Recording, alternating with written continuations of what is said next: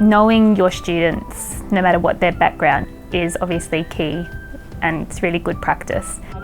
Parents will get very frustrated and We have Meet the Family at the very beginning of the year, where the teachers will meet with the family, and that's really about them telling us about their child, what their hopes and dreams are for the child, and what they'd like from the school for their child, and help set the goals with the child and with the teacher. We've actively gone out to talk to our community about their culture and their faith, so that it's another way of valuing them. So it's not just having conversations around school and school learning, but we also try to encourage them to bring their voice and their culture into the school that can enrich the curriculum and the learning program.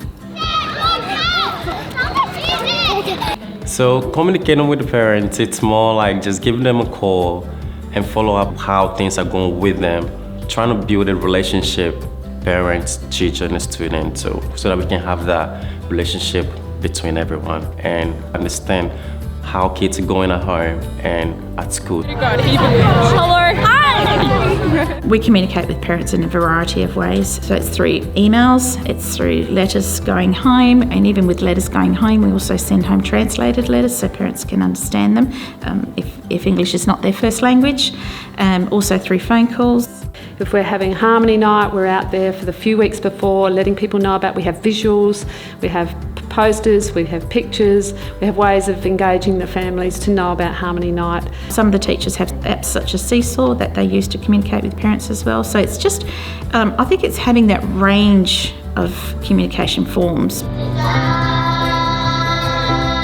We found that last year when we sort of trialled those different ways to communicate, picking up the phone rather than just sending an email, which as a teacher in this day and age is the easier option, parents were able to sort of tap in a bit more, and that communication was just a little bit stronger, I suppose, with those families. If I really wanted someone to respond to something, I would be on the phone, or I'd grab the child and go, who's picking you up today?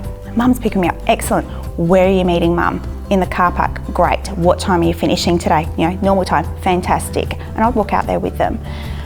The number of car park meetings I would have was just astronomical. So I'd have my phone in case I needed the internet for something or to make a phone call. I have my piece of paper, and I'm literally standing there in the car park having conversations with parents. We feel it's really important to go out each day and greet families, because that's how we start that partnership. Every morning and every time after school, we try and go up and talk to people. We help them to introduce and get to know other people within the community.